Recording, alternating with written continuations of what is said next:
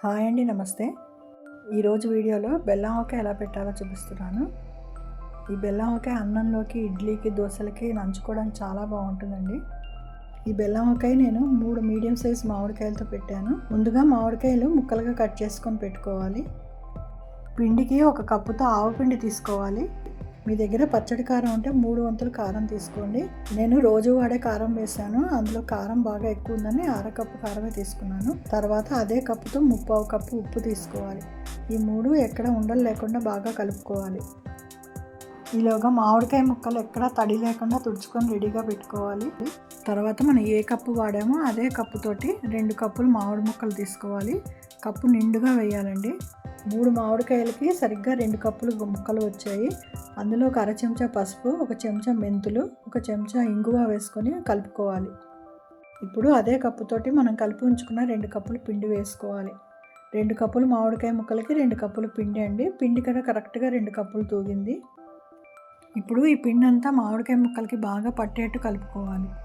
తర్వాత అదే కప్పుతోటి 2 కప్పులు బెల్లం వేసుకోవాలి. మీకు కొంచెం తీపి తక్కువ కావాలంటే కొంచెం తగ్గించుకోవచ్చు. ఇప్పుడు ఈ బెల్లము, మామిడికాయ ముక్కలు, పిండి అంతా బాగా కలిసేట్టు కలుపుకోవాలి. నేను కొద్దిగా వెడల్పు గిన్నెలోకి మార్చుకున్నానండి. మొత్తం అంతా బాగా కలుపుకొని మనం ఏ కప్పుతో అయితే కొలిచామో ఆ కప్పుతోటి 1/2 కప్పు నూనె వేసుకోవాలి. నూనె వేస్తున్నప్పుడు వీడియో మిస్ అయిందండి. నూనె వేసాక మళ్ళీ ఒకసారి బాగా కలుపుకొని మూత పెట్టుకొని 2 రోజుల పాటు అలాగే వదిలేయాలి. 2 రోజులు అయ్యాక మూత తీసుకొని మళ్ళీ ఒకసారి కలుపుకోవాలి. చూడండి, బెల్లం అంతా బాగా కరిగిపోయింది, ఊటలాగా కూడా వచ్చింది. ఇప్పుడు మళ్ళీ ఒకసారి అంతా కింద నుంచి పైకి బాగా కలుపుకోవాలి. ఊటలో బెల్లం అంతా బాగా కరిగి పాకంలాగా అయిపోయింది.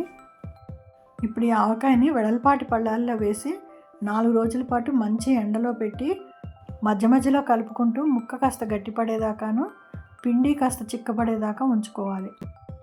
మా ఇంటి దగ్గర ఎండ రావట్లేదండి, నేను అందుకనే ఓవెన్లో పెట్టుకున్నాను. మా ఓవెన్లో మినిమం టెంపరేచర్ 65 డిగ్రీలు ఉందండి. రోస్ట్ మోడ్ సెలెక్ట్ చేసుకొని 20 నిమిషాల పాటు 65 డిగ్రీల దగ్గర ఆవకాయ అంతా వేడెక్కేదాకా పెట్టాను.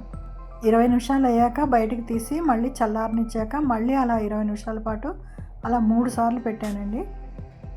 ఆవకాయని మాత్రం మధ్య మధ్యలో కలుపుకుంటూ ఉండాలి.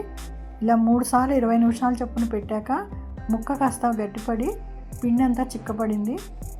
అంతేనండి, బెల్లం ఆవకాయ రెడీ అయిపోయింది. ఎండ లేకపోయినా ఈ మెథడ్లో మనం బెల్లం ఆవకాయ పెట్టుకోవచ్చు. నేను ఆవకాయకి వాడే కారం వాడలేదు కాబట్టి అంత మంచి ఎరుపు రంగు రాలేదండి. అదే ఆ కారం వాడితే ఇంకా మంచి కలర్ వస్తుంది.